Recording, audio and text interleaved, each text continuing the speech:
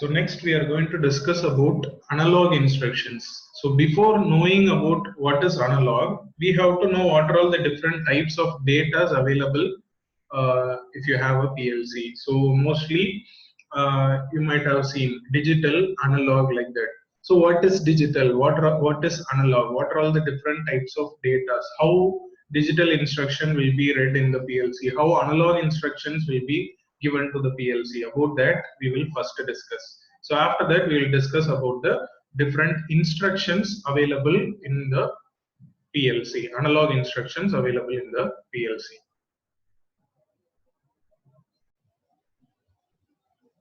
We'll be having two different types of data. One is digital and the other one is analog.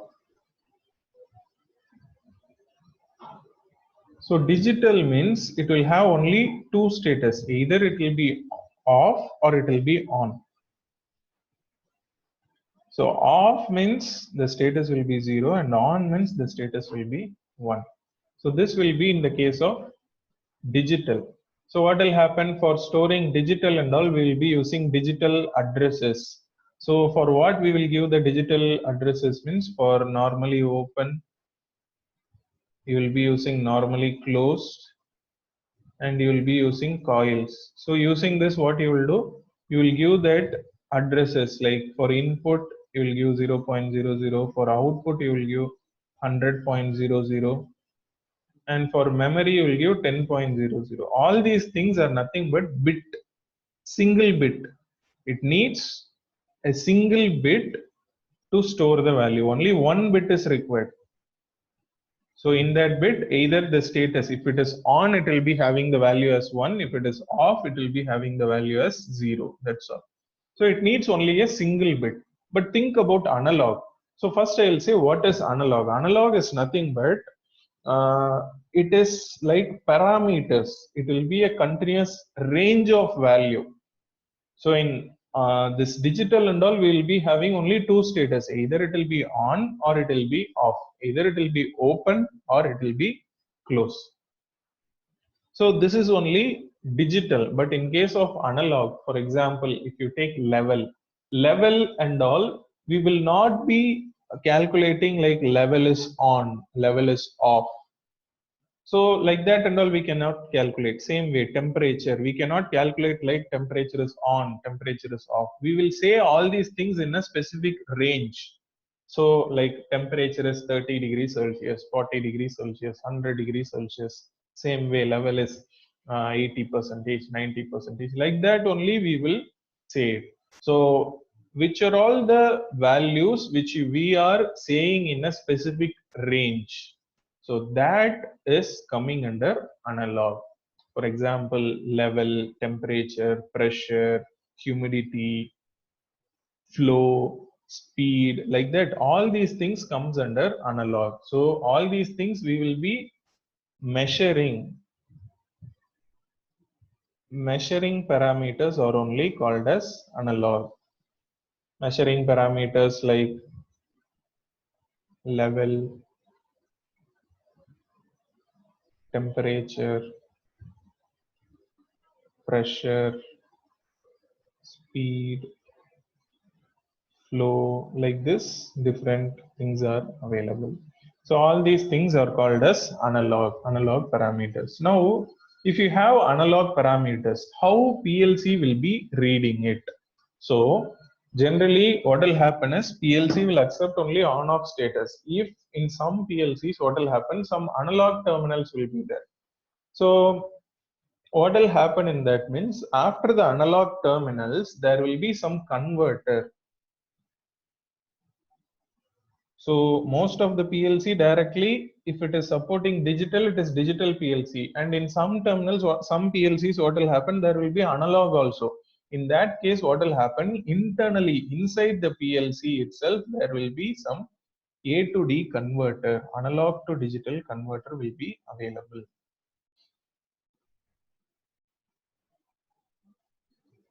A to D converter. So what will happen if you are giving analog input, the PLC will be converting that to digital internally. For example, if you are giving a value like 45, what will happen? PLC will convert this 45 into digital format. So what is the digital format of this 48 means? It is BCD format, binary coded decimal format. That is that 8421 format.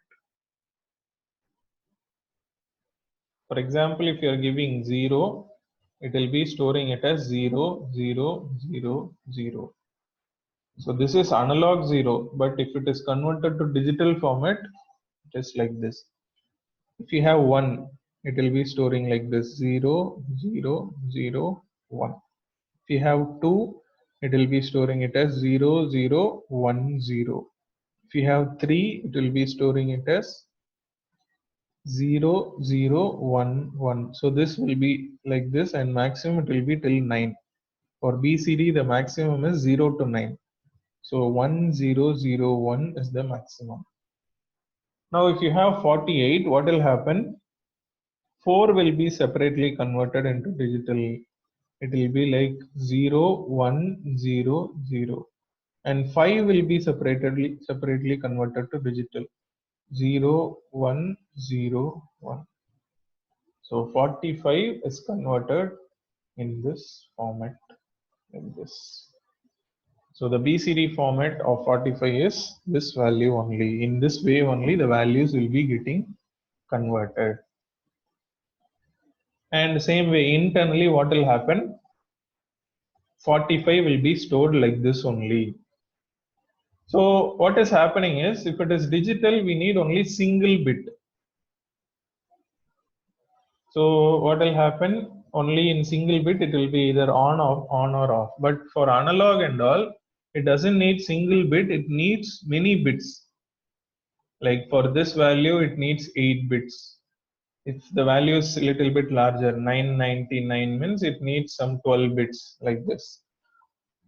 So what is happening? Based on the value, more number of bits are required, and that more number of bits here in digital, single bit is called as memory bit.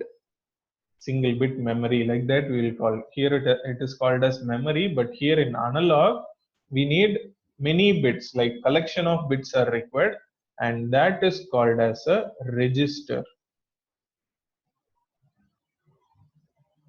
Register. So register is a temporary memory. Temporary memory which is used to store analog values. Used to store analog values which is converted to digital format. Internally it will be converted, but we will directly give analog only. We will give 45 only, but internally PLC will store it in digital format. So in register only we can store analog values and all.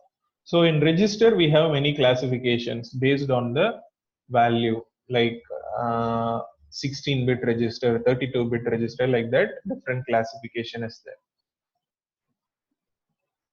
So next we will see the classification of registers.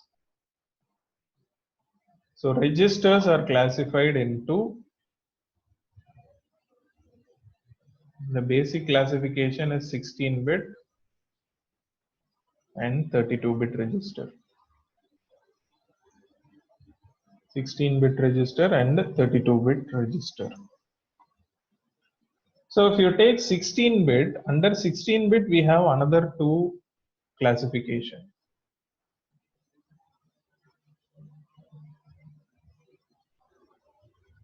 So the first classification under 16-bit, it is called as word, and the other classification is called as integer. Word and integer. So what is this word means? Word can store only values. It will not store the sign, like whether it is a positive value or negative value, that and all it cannot store. It will be storing only the values, it will not store the sign. So what is the maximum of word means? It is 0 to 655 65535. This is the maximum. So what is the 65535 means? It is 2 power 16 minus 1. 2 power 16 minus 1 is only 65535. So generally you can assume like it is 16 bit. So maximum is 2 power 16. Okay, why I am not taking directly 2 power 16? 2 power 16 means 65536. Since it has to take from 0, I'm mentioning like 0 to 65535. So this is the maximum value what you can store in a 16-bit word data type. But if you want to store more value, like more than this, if you have where you will store means you will store in 32-bit, and under 32-bit the data type is called as double word. Double word. So what is the maximum of double word means? It is 0 to 2 power 32 minus 1. 0 to 2 power 32 minus 1. So this is the maximum of double word. Next, okay, in word and double word, it will not store the sign, whether it is positive value or negative value, that at all it cannot store. So for that, we have another data type under 16-bit called as integer. So integer can store whether it is positive or negative, like that. Signed values and all can be stored in integer. So for that, what is the maximum means? It is minus 2 power 15 to plus 2 power 15 minus 1. This is the maximum. Why it is 15? Generally it is 16 bit, right? Why it is 15 means in the 16th bit only it will store the sign. Like if the 16th bit, for example, the values like this 0 1 1 1 0 1 0 1 1 0 0 0 0 1 0 1. So totally 16 bits are available here. It will check this last bit. If the last bit is 0, it will take it as a positive value. If the last bit is 1, it will take it as a negative value. So here what will happen under integer, you will have 2 power 15 only because the 16th bit is the signed bit. 16th bit is called as signed bit.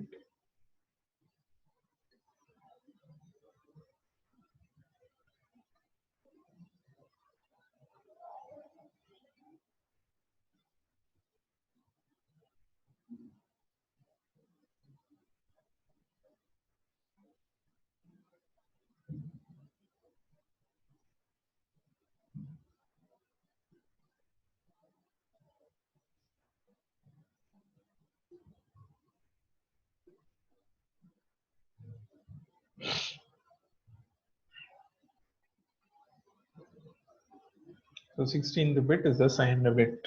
As I said earlier, if the 16th bit is 0, it is positive value. If the 16th bit is 1, it is a negative value. Same way here.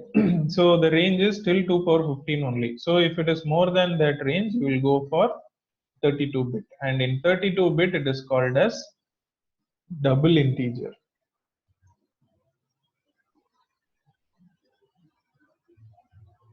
And under double integer, what will happen is we have different types of values till minus 2 power 31 to plus 2 power 31. This is the maximum. Same way here, the 32nd bit is the signed bit. Now, in all these 4 data types, we are storing just the values or sign with values. But if you have a value like this, 32.07. So this and all cannot be stored in all these 4 data types. So if you have value like this value is called as floating point values. So when you have floating point values like this, for that and all under 32 bit, you have a data type called as real. So real can store only floating point values. So real will be storing only floating point values and it will have 32-bit only. It always requires 32-bit. Why? Because the value which is before the decimal point, it takes a 16-bit, and the value which requires another 16-bit is this value. So before decimal point, it takes one 16-bit, and after decimal point, it takes another 16-bit. So normally, even if you have 0.73, even if you have a smaller value also, it needs 32-bit only. So these are all the different classifications of register.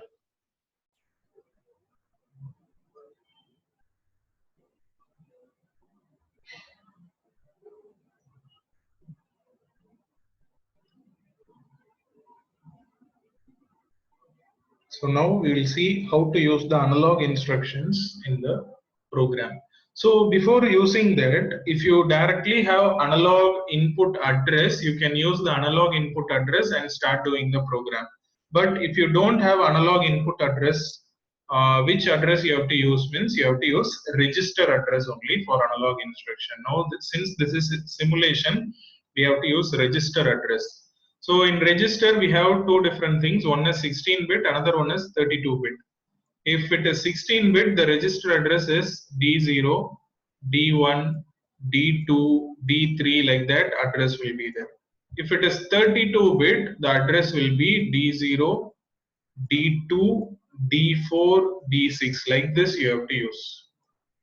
So 16-bit means you will use directly like this. 32-bit you will be using like this. So using this only you will be doing the analog programs and all.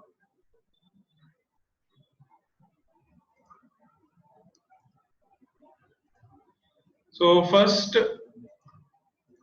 where this analog type of instructions will be used means, for example, just assume I have a tank. I have to measure the level of the tank means we will be using a level transmitter. So the output of level transmitter will be analog only. What will happen, based on every level of the tank, this level transmitter will give some output. So that will be connected in the analog input of PLC. So what will happen, that analog input will be given as input to PLC, and PLC has to execute that based on the program what we do. For example, in this process, I have to close the inlet valve when tank level reaches 80. When tank level reaches 80, I have to close the inlet valve. So for that, what we have to do is, we have to use comparison instruction, because here after reaching 80, I have to close the inlet valve. So this 80 represents our set point, and current level, that will be received in the analog input. Current level of the tank will be received in the analog input, and this 80 is our set point. So what we have to do, we have to compare the set point and the current level. That is, current level will be received in analog input, and the set point we can store it in any register. For example, I am storing it in D0. So these two things should be compared. For example, when these two values are equal, what should happen? When this value is greater than this value, what should happen? Like that, based on our requirement, we can execute the process. So totally we have different types: equal, not equal, greater than or equal, less than or equal, like that. Different types are there in comparators. So this is the use of comparator in analog process and all. So now we will see how to use this in the program. So for example, I need a comparator now. So for that, first give one input. The syntax for comparator is CMP space.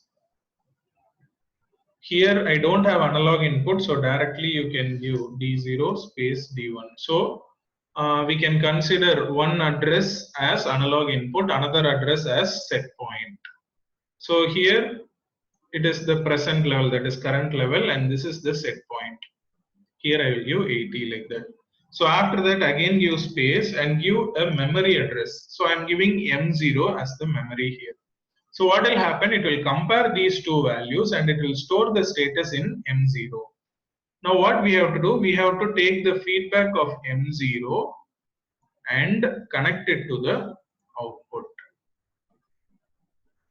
Now what will happen in this comparator means, if you give M0 here, it will take the next two memories also. So since you have taken M0, this M0 will be acting as less than comparator. Less than means what? If D0 is less than D1, this output will be activated.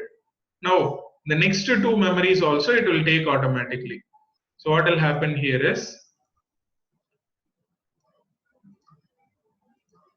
M1, I'm giving M1 here. Here I'm going to give Y1. Next I'm going to give M2.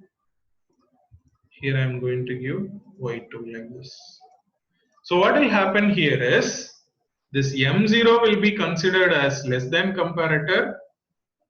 The next two things, that is M1 will be considered as equal to comparator. If these two values are equal, what will happen? This output will be activated. If this value is greater than this value, this will be activated. So consider this is your current level and this is your set point. So these two values will be compared, and based on our requirement, we can choose any one of the memory. For example, if this value is less than this value, I have to activate the output. Means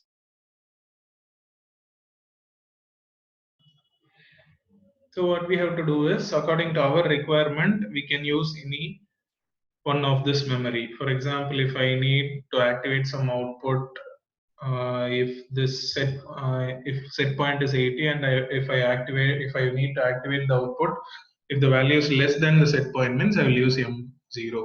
If both are equal, I need to activate means I will be using M1. If this is greater than that value means I will be using M2, like that. Based on our requirement, we can choose any memory, or if you need all the memories, if you want to see the different status, you can use all the memories also. So whatever memory you are using here, that will be functioning as less than the next two memories. For example, if I use M5 here, M5 will be functioning as less than, M6 will be functioning as equal, M7 will be functioning as greater than.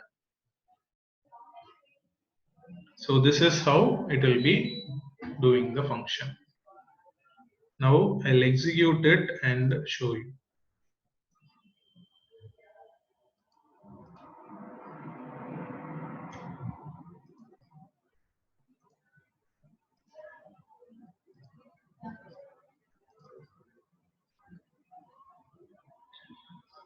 Now we have to give the values here. Right click, change preset value. Change present value. Here I am giving for D1 is our set point. So D1 I am giving K80. K80 represents that it is 80. So I have given OK. So K80 it is set here. Now D0 I am giving, for example, K50. Okay, 59 like this I am giving. So see what is happening now. This value is less than this value. So if I activate this input, sorry, this value is greater than this value, no? So it is comparing like this. D1 is compared with D0. So if D1 is greater than D0, this will be activated. If both are equal, D1 is equal to D0 means this will be activated. For example, I am giving D0 as also 100, sorry 80, K80 like this I am giving. See, both are equal, so this is activated. For example, I am giving D0 as 800, more than that. See, this is activated. So if D0 is less than D1, this will be activated. If D0 is equal to D1, this will be activated. If D0 is greater than D1, this will be activated. So this will be for greater than comparator, this will be for equal to comparator, and this will be for less than. Greater than, equal, and less than. Don't forget it. This is greater than, this is equal, and this is less than. Previously, I have explained as this is less than and this is greater than. Just change it. This is greater than, this is equal, and this is less than. So this is how it will be functioning.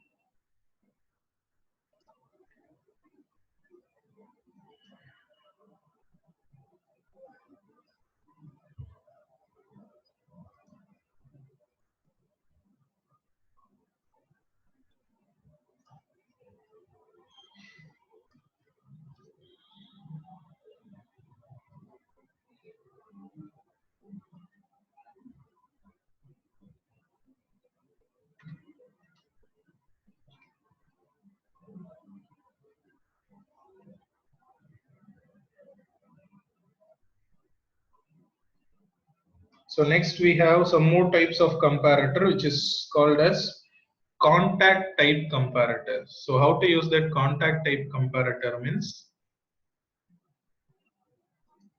can directly use the syntax. For example, I am using equal space D0 space D1, equal space D0 space D1.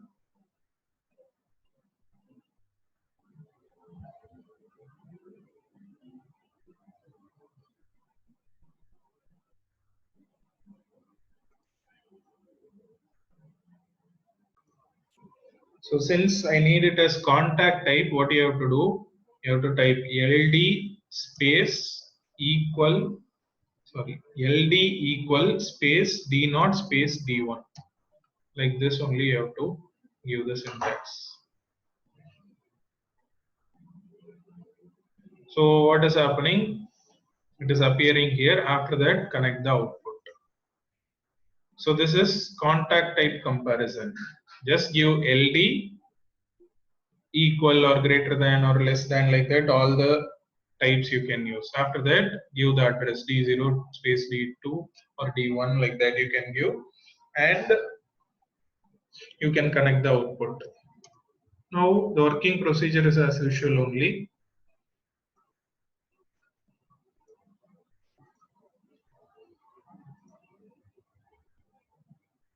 Since both the values are equal, output is activated. Now select this, right click, change present value, give it as, for example, I am giving K80, like this I am giving. So now both are not equal, so output is off. For example, D0 also I am giving K80. Now both are equal, so output is activated. So this is how you will be executing the process. So this is contact type comparison. In contact type comparison itself, you have floating point type comparison. So give FLD equal or greater than, like that, any syntax you can use. D0, floating point is 32-bit. So you have to give D0, D2, like this.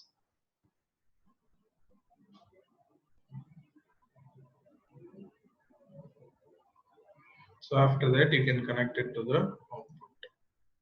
It's here, and I'm using.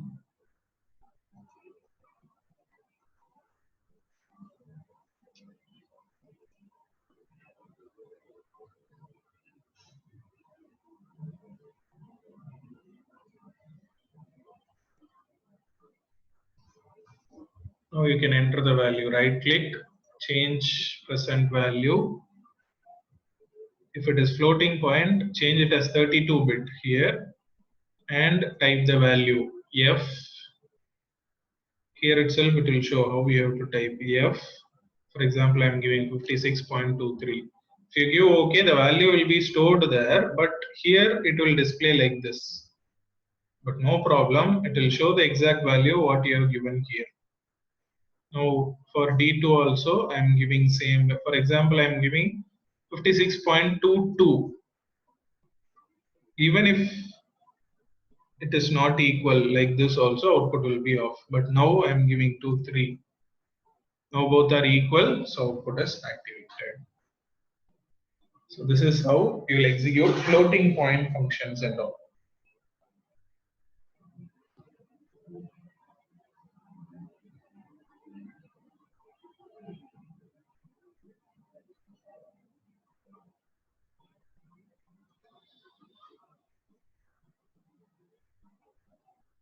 So this is floating point contact type comparison.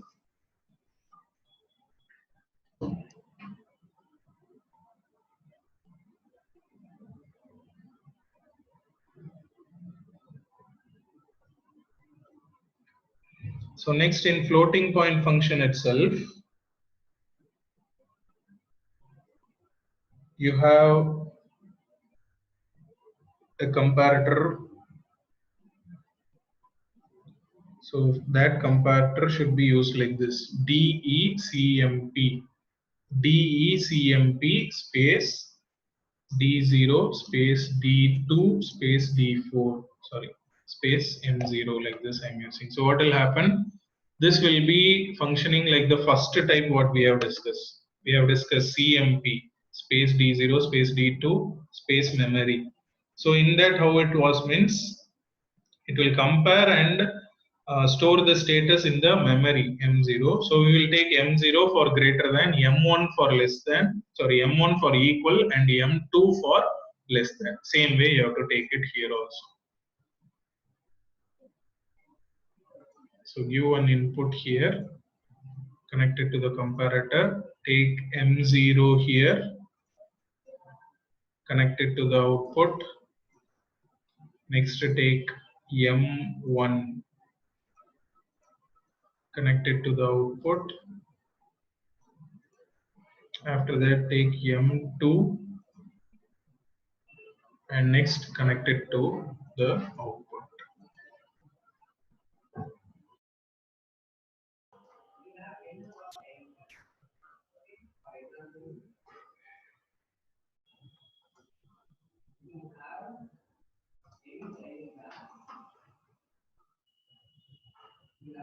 So after this you can give end and execute it. So what will happen? You can enter floating point values here. Previously you have used a CMP, in that you cannot enter floating point functions and all. So this is for floating point function. So this you can execute and try. So next we have another function in comparator called as zone compare. So what is the use of zone compare means? It will be comparing a range. For example, I'm giving one input DEZCP is zone compare. ZCP is zone compare. Space, I'm giving D0 space D2 space D4 space M0.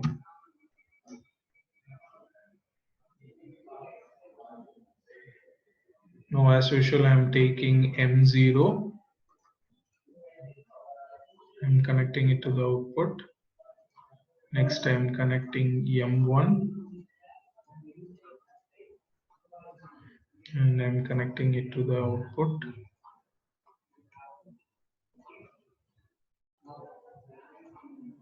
Next I'm taking M2 and I'm going to connect it to the output.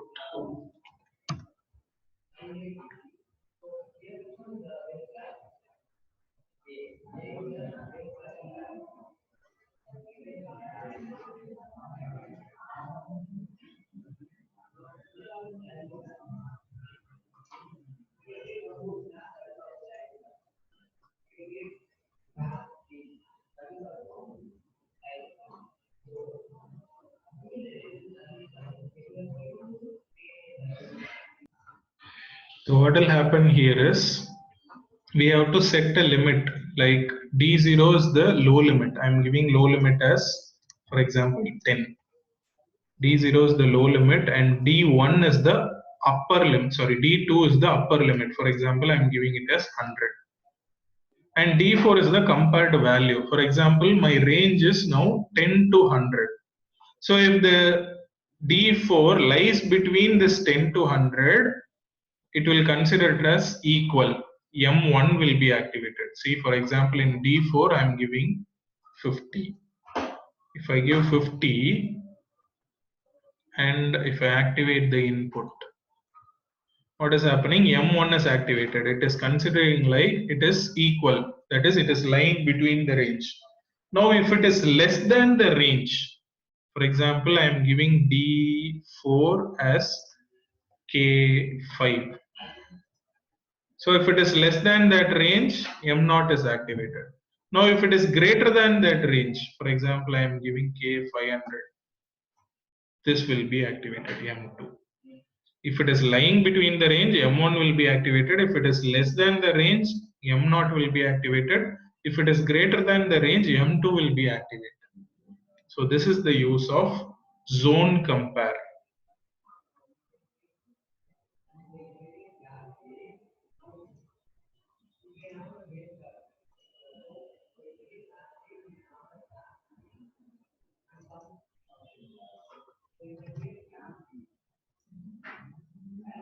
Next, the same zone compare is available for normal function.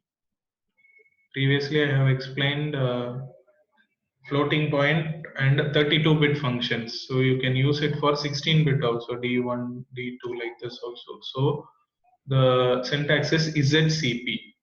If you give DEZCP, it is for 32-bit. Same way, DECMP is for 32-bit. If you use just CMP and ZCP, it is for 16-bit.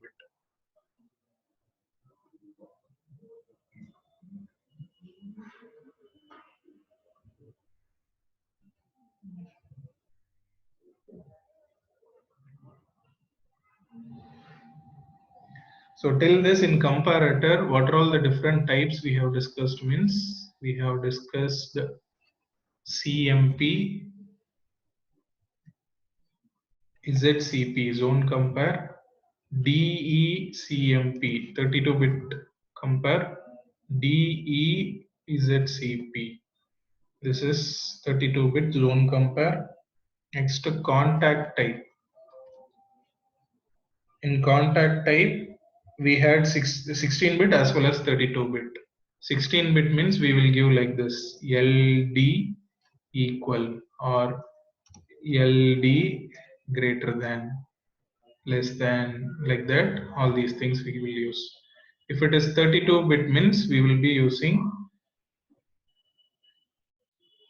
FLD equal, greater than, less than, like that we will be using. So these are the different types of comparators what we have.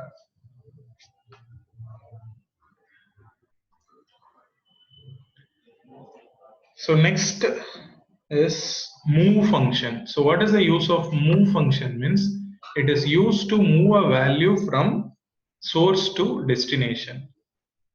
For example, I'm using MOV space D0 space D1. So what will happen here is the value which is available in D0 will be moved to D1. So this is one type of move function. Next we have 32-bit move function, that is floating point move function is also available. So that will be like this. It is DMOVR space D2 space D4.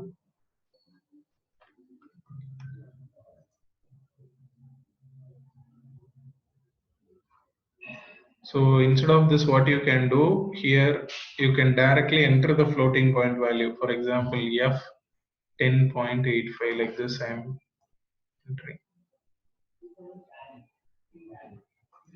So what is happening, directly this value will be moved to this location.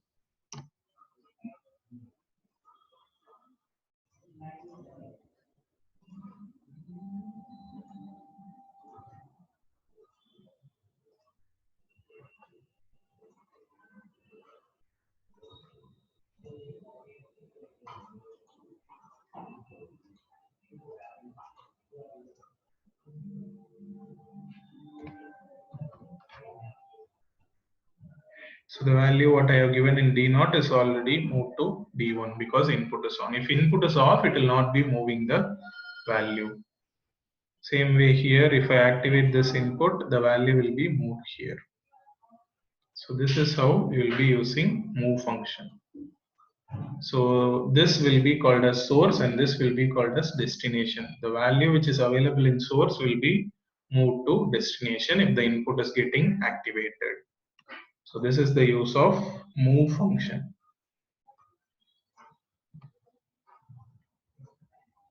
Next you have another function called complement and move. So it will be like the syntax is CML space T0 space T1. So what is the use of this function means it will inverse the value and move.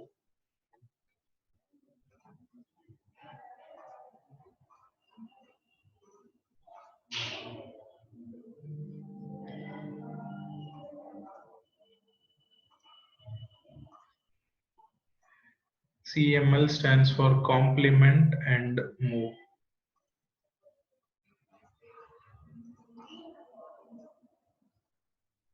So what will happen here means if I give K0, if I activate the input, it is -1, K -1. If suppose I am giving a value like K50, so it is showing K -51. So what is happening means it is taking complement for that. So if you want to view it as binary, for example,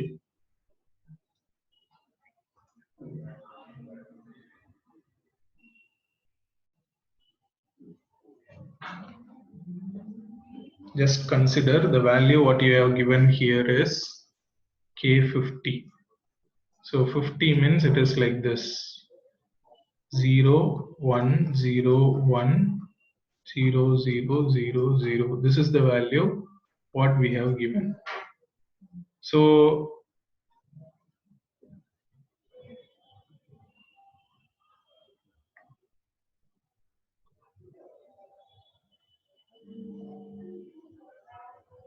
if it is taking it as ones complement, how the value will be converted means, for example, for ones complement, it is taking it as -51. So the value will be converted like this. So where and all you have 1, it is converted to 0. Wherever you have 0, it is converted to 1.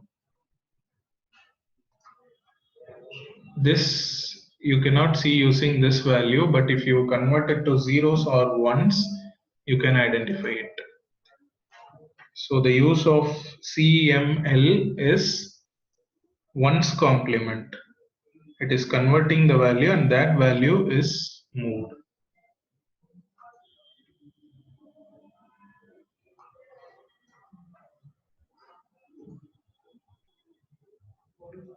Next is exchange function.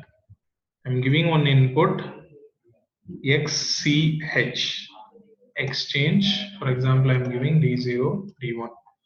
So what will happen here is the value which is available in D0 will be moved to D1 and the value which is available in D1 will be moved to D0. So the value is exchanged here.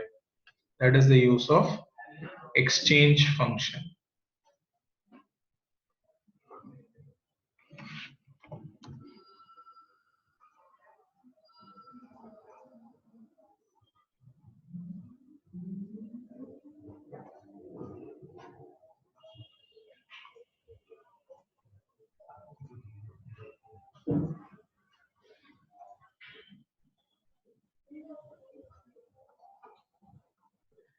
For example, I'm giving K100 here, and for D1 I'm giving K10.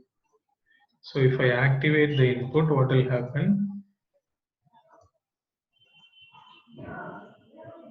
The value is continuously getting exchanged. If I deactivate it only once, sorry, till that it will be exchanged, after that it will get stopped. But instead of this, if I use that pulse instruction, that rising edge instruction, what will happen? For example, I am giving LDP I am using. So what will happen? It will be exchanged only once.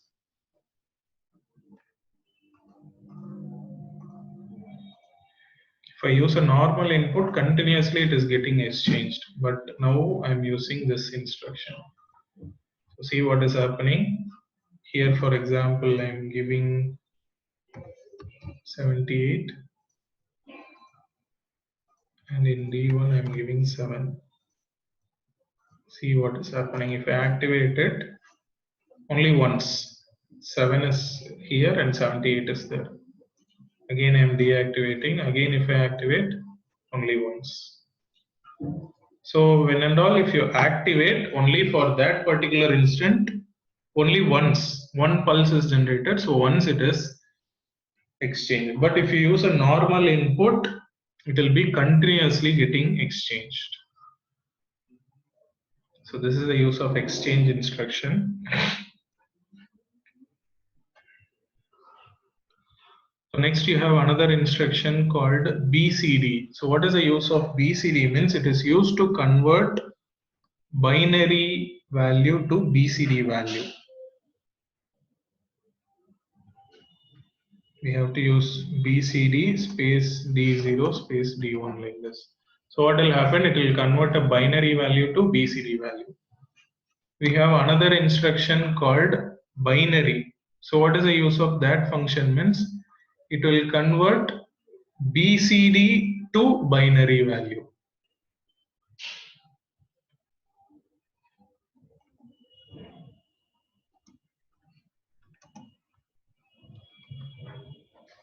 So this is used to convert binary to BCD, and this is used to convert BCD to binary.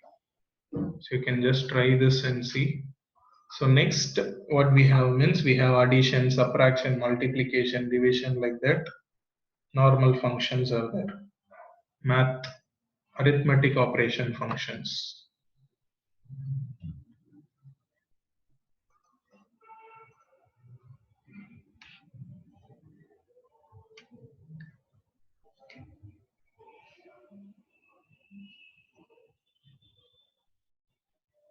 So here you can use ADD space D0 space D1 space D2. So what will happen? The value which is available in D0 and D1 will be added and it will be stored in D2. Like this you can use subtraction, multiplication and division. The keywords are SUB, MUL, DIV, like that you can use. So this is normal 16-bit addition. Next you can have 32-bit addition also, and the function is DEADD. DEADD. So here, for example, I am giving D4, D6, D8, 32-bit. So what will happen? Value which is available in D4 and D6 will be added and it will be stored here. Like that you can try for subtraction, multiplication and division also.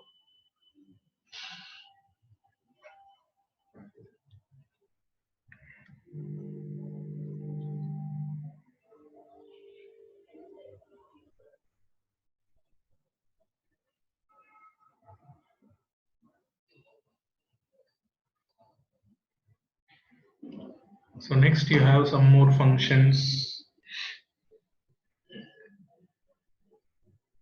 under arithmetic operations, which are all sine, cos, tan, logarithm, natural log, exponential. So that functions are all also available. For example, I am taking on input.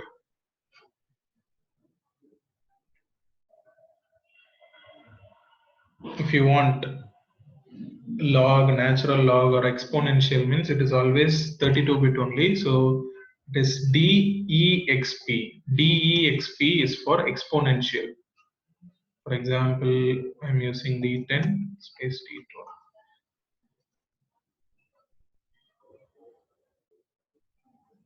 So exponential functions, natural log means it is DLN space, that address you can give. For example, I'm giving D14, D16 like this. So all these things you can try and see. Next, for log it is DLOG. Next, for square root it is DESQR. So normally SQR is also available. SQR. SQR is square root. DESQR is for 32-bit.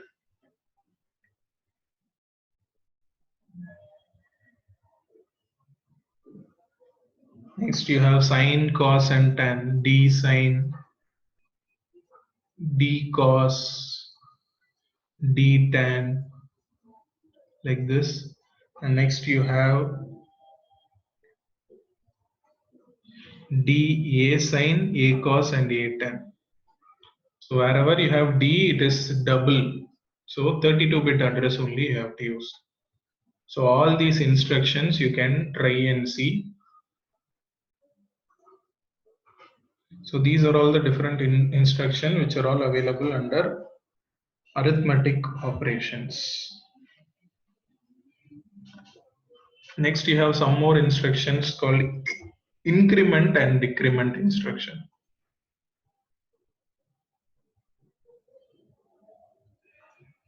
So for increment you can use INC space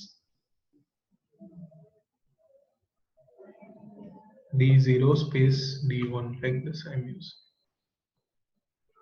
Sorry, you have to use just one value. So it will be just incrementing, that's all. So this is increment. Next is decrement. DEC space D1, like this I'm using.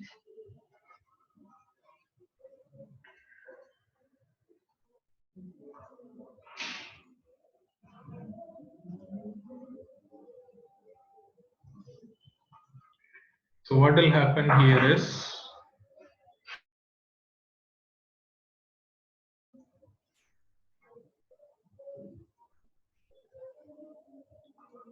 so if I activate that particular input, see, it is continuously incrementing till the maximum value. If I activate this input, it will continuously decrement till if I deactivate it. But if you want to activate it only for once, so what you can do is you can use one shot, that is pulse instruction here. So if I give rising edge pulse here, for example, instead of this I'm using LDP instruction.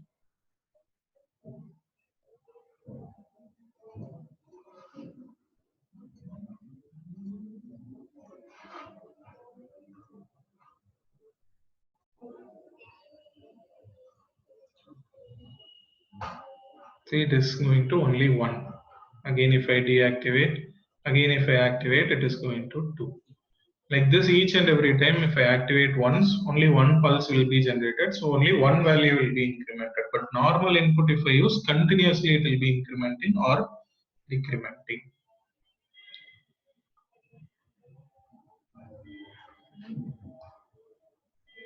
Next you have logic gates, logic functions. And means you have to use WAND. WAND space D0 space D1.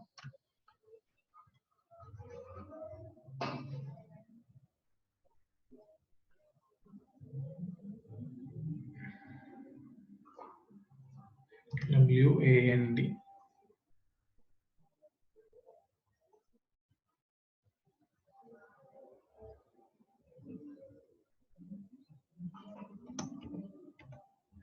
D0 space D1 space D2, because the value which is available here and here will be ANDed and it will store the value here. Like this you have OR. So this is for 16-bit. You have it for 32-bit also. 32-bit means you will be using like this. DAND space, for example, I'm giving D3, D5, D7, like this you have to give.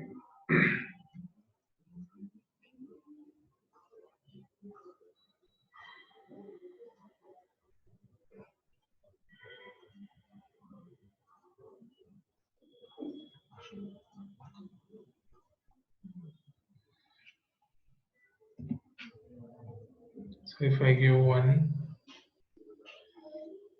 I'm activating this input also.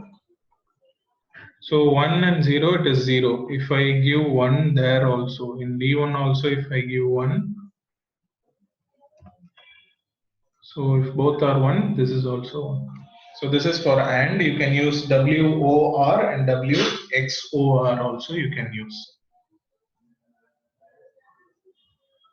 So this is the use of logical functions. So next you have negate instruction. So what is negate means? Previously with CML we have did 1's complement. Now this is 2's complement. Negate means 2's complement. So what will happen is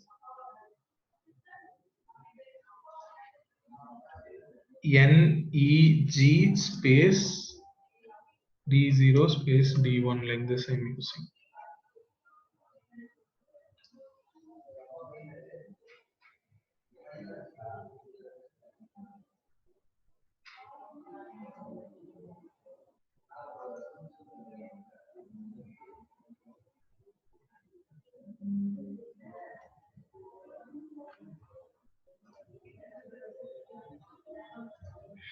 Negate D0, that's all.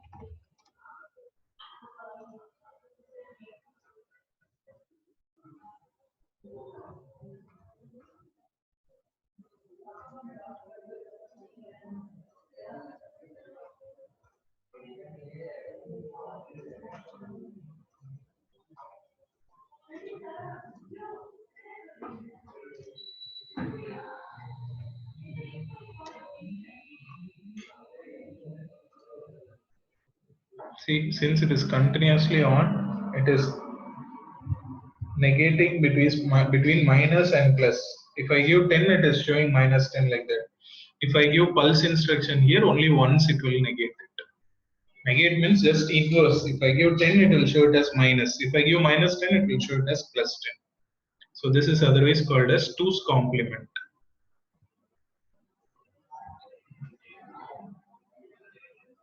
So next, what instruction you have means you have data operation instructions. Under data operation instruction, you have zone reset. So what is the use of zone reset means? You can give one input. In normal reset, only one address you will give, but in zone reset, you can give a particular zone D0 to D10. So what will happen? The value which is available from D0 to D10, every values will be reset. ZRST space D0 space D10, like this I'm using.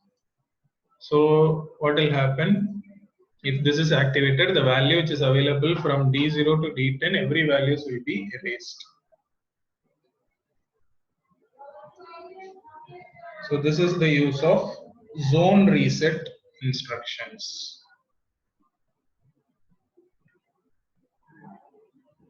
So next we will be discussing about contact type logic operation. Previously we have discussed normal logic operation. Now we are discussing about contact type logical operation. So under contact type logical operation, directly how to use that means you have to use these symbols.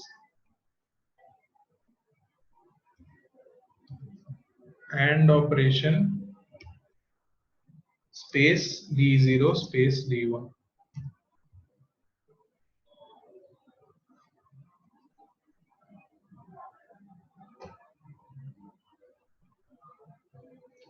Space D2.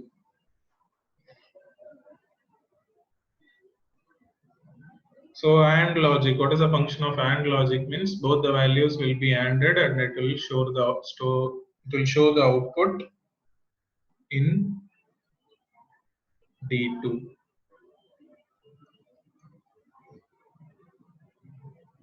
Same way for OR, the operator is this one.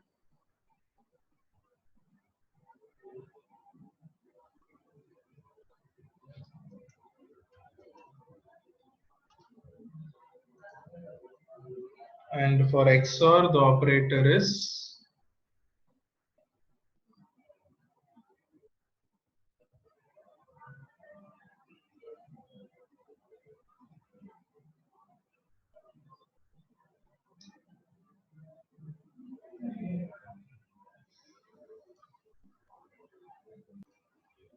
sorry, how to use that means use LD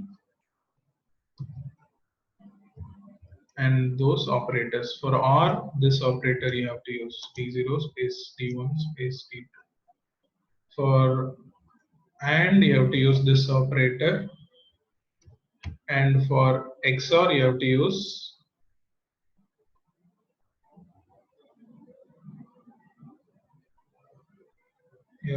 this operator for XOR. So for AND, this one, and for OR, this one. Instead of double integer, this is normal 16-bit LD. If you need double, you have to use D. So these are the different instructions available. So you can directly try all those things. So according to our requirement, we can use it for 16-bit or 32-bit or floating point functions in the program according to the applications where we use these things. So if you practice all these things only, you will come to know how to use all these things. So where to find all these instructions means under this F6, that is application instructions. If you click that, all the instructions what I have explained will be available under these things only. So now we will discuss about loop control instruction, loop control or program control instruction. So what is this program control instruction? It is mainly used to control the execution of our program. So in that, the first instruction what we have is jump instruction. So what is the use of jump instruction means? It is used to skip the execution of certain number of rungs in our program. For example, if you don't need certain number of rungs only for some time, instead of deleting it and again including it, you can use this jump instruction. So it will skip the execution of that particular rungs. For example, I am using input and output. If I need jump, the syntax is CJ space. It is called as pointer address P0, P1, P2, P3, like that you have to use CJ space pointer address. After that, start doing the program.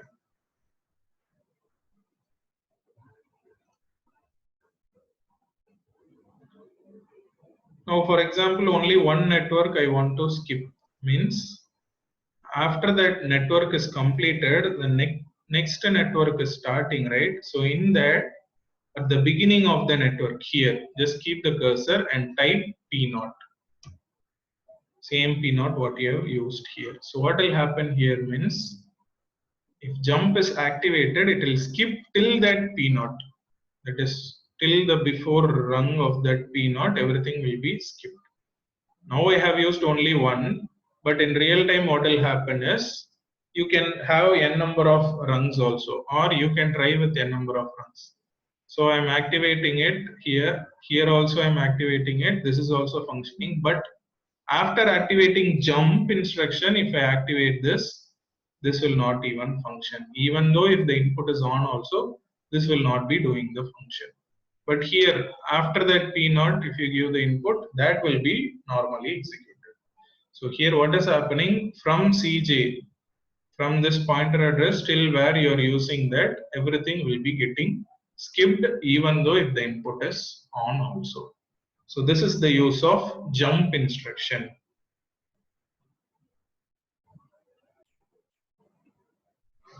So the next instruction what you are going to discuss now is subroutine instruction or call instruction. So here what we have did is we have used a jump within a single section. Only one section we had in our process. But what is the use of subroutine means we can have many sections in our process itself. We can divide our program into different sections. So how to divide that means, for example, normal program you can keep in section 1. Page 1 like that we can keep. For example, that program I am doing it here.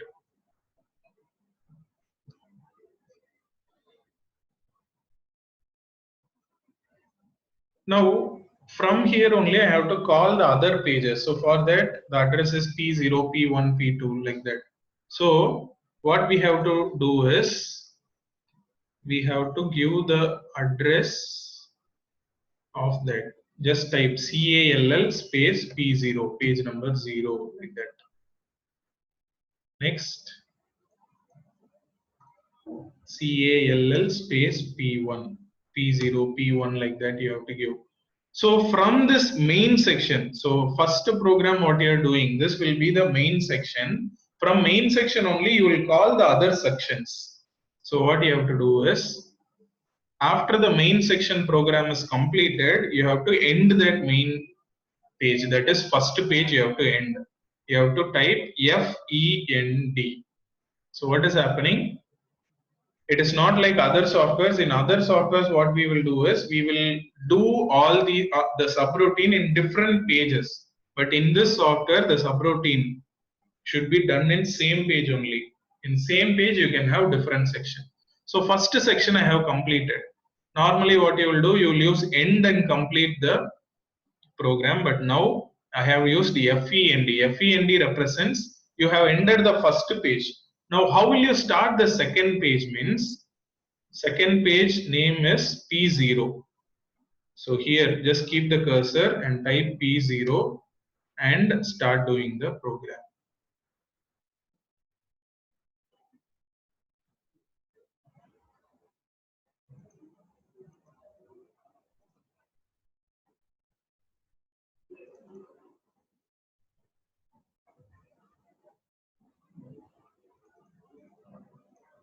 Now this page also you are going to end. So for that you have to use SRET. SRET instruction stands for subroutine return. So after ending this, what you have to do, you have to give the page name, do the program and use SRET. SRET stands for subroutine return. Now start the next page, P1. For that you have to do the program.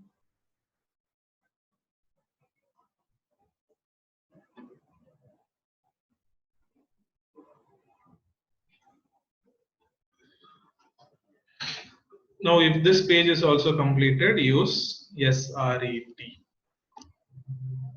Now after this you have to use normal end instruction. Now when you start executing this, what will happen is only the main page program will be normally functioning. That is still that FEND. This if I activate, this is normally functioning. This also is normally functioning. But without activating this call, if I give the input for the next two pages, what will happen? It will not be functioning. It will be functioning only when this call function is activated. So if call is activated only, the program available in the sub page will be functioning. Otherwise, it will not be functioning like this. Even though if the input is on also, if call is off, the process will not be executed. So this is the use of call or subroutine instructions.